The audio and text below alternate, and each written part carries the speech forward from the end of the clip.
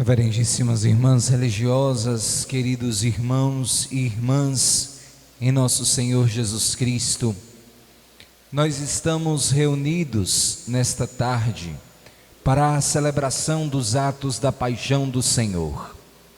Um dia que a Igreja em todo o mundo, apesar de reunida em torno da cruz do seu Senhor, não celebra a Eucaristia para manifestar a ausência daquele que é a razão da sua existência, Jesus, o esposo, o grande mestre, o Senhor da humanidade.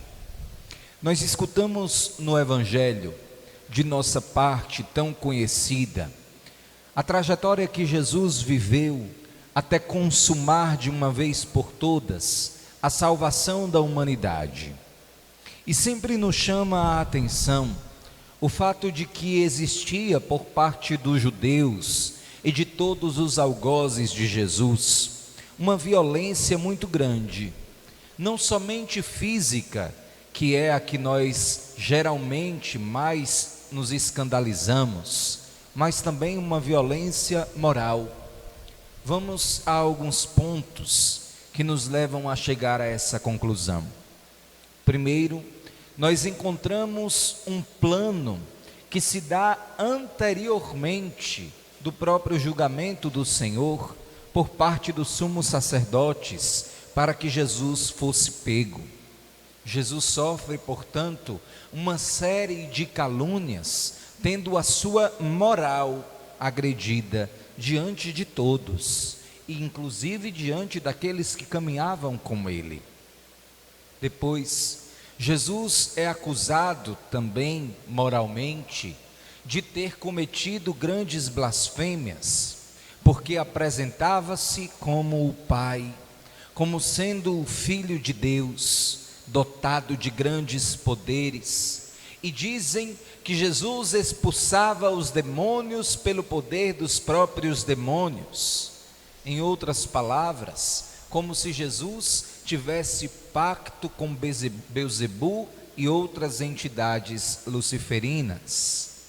Depois, encontramos Jesus sendo tratado, já dentro desse processo injusto, com uma profunda ironia. Já não bastassem os açoites, já não bastassem as surras, já não bastassem a violência com os instrumentos mais absurdos possíveis, tratavam ironicamente o Senhor, chamando o Rei dos Judeus, colocando sobre ele uma veste vermelha, uma coroa de espinhos para representar o seu reinado, machucando Jesus física e moralmente. Jesus depois experimenta a dor de ter sido exposto diante dos homens sem as suas vestes.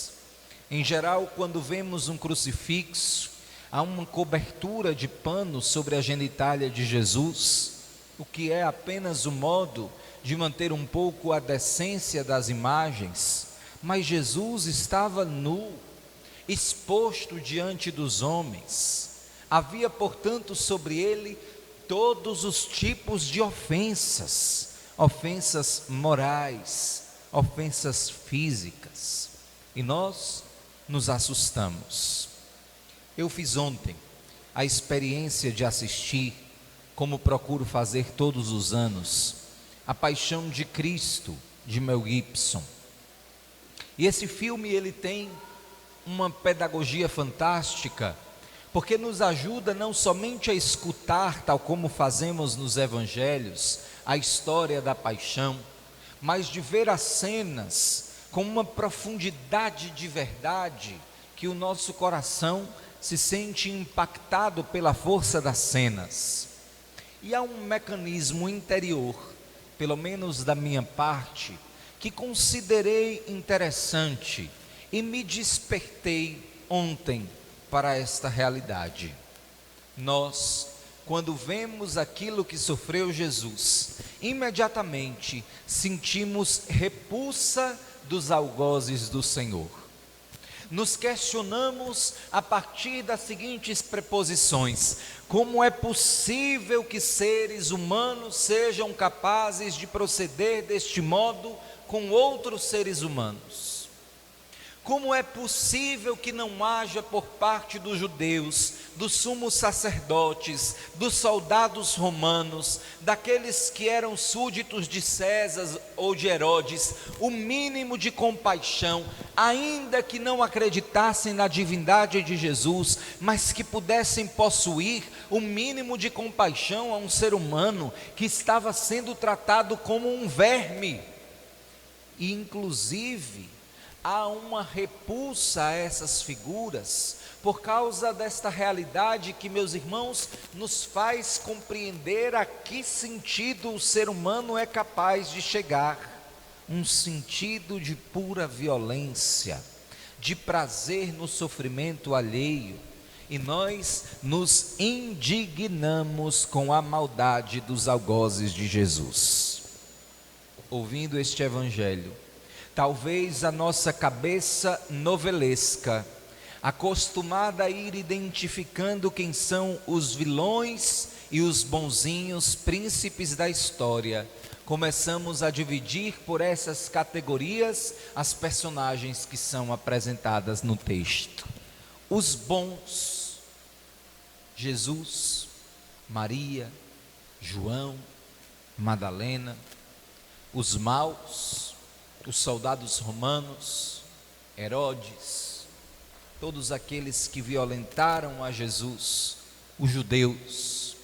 Identificamos aqueles que erraram, mas se arrependeram na sua humanidade, Pedro, os outros discípulos. Identificamos os maus, Judas, o traidor.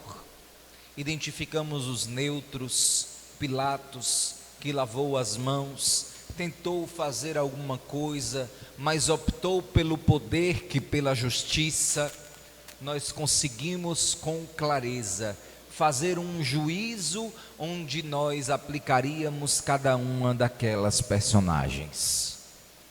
Problema: não foram os judeus que mataram Jesus. Não foram os soldados romanos que machucaram Jesus. Não foi Pilatos que condenou Jesus à morte. Não foi nem mesmo o fato de Jesus ter se apresentado como Deus ao dizer eu sou, que o conduzira até a cruz. O que levou Jesus a sofrer tais tormentos, a experimentar a força do madeiro sobre os seus ombros, foi o meu e o seu pecado em primeira pessoa. E aqui é preciso que nós comecemos a permitir que o Espírito Santo desperte em nosso coração que pecados maltrataram Jesus naquela sexta-feira da paixão. Que pecados nós cometemos ainda hoje, que fazem com que aquela cruz seja tão pesada e fazem com que este evangelho que nós lemos de modo tão contrito não seja apenas a história de um acontecimento, mas seja ao contrário um despertar do Espírito de Deus para dizer que nós estamos nos lugares dos algozes, flagelando o coração de nosso Senhor. Cada vez que não amamos a Deus sobre todas as coisas, cada vez que levantamos o seu santo nome em vão, cada vez que desejamos a mulher do próximo, cada vez que cobiçamos as coisas alheias, cada vez que traímos, que adulteramos, que vemos pornografia, que nos masturbamos, cada vez que mentimos e levantamos falso testemunho contra o outro, cada vez que somos indiferentes aos pobres e aos que passam fome, cada vez que somos incapazes de perdoar aqueles que nos ofenderam, cada vez que nós, porque somos homens e mulheres indiferentes à cruz de Cristo, deixamos-nos penetrar pelo espírito mundano e não permitimos que a santidade que veio do coração coração aberto de Jesus, de onde jorrou sangue e água, nos molhe para transformar a nossa vida. A mensagem da cruz, ela é cada vez mais atual, na medida em que nós nos santificamos para aliviar o peso da cruz de nosso Senhor. Não ofender o coração de Jesus é ser como Verônica, que enxuga o seu rosto apesar dos pecados da humanidade. É ser como Maria, que apesar de sofrer aquelas tribulações, não arredou o pé do madeiro, porque contemplando a cruz e o sofrimento do seu filho, sabia que a sua presença seria consoladora para o coração ofendido de Jesus. É ser como João, que apesar da traição dos outros apóstolos, quis permanecer em fidelidade ao Senhor, porque a intensidade do amor que experimentava por Jesus jamais permitiria que ele fugisse daquela dor e viesse a não consolar o coração de Jesus diante de tantas traições que aconteceram. Hoje eu estava saindo de casa e encontrei até a igreja vários pontos de muitas farras, de bebedeiras, de som alto. Me desculpe dizer, mas talvez seja até o seu filho, o seu neto que estava lá, e você inclusive sente muito por isso.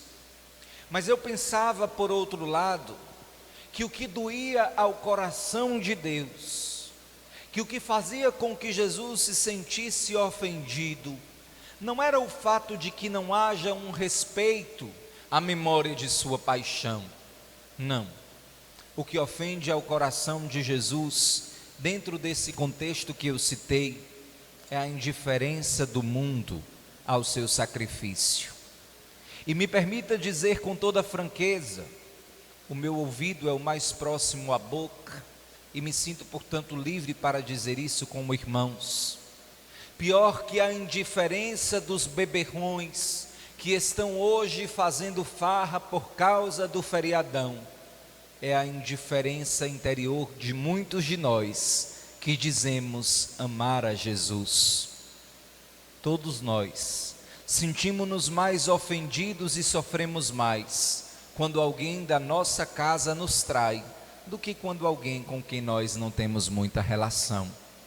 Eu poderia dizer de maneira ousada e arriscada que os pecados dos católicos ofendem mais a Jesus que o pecado daqueles que são indiferentes à sua cruz.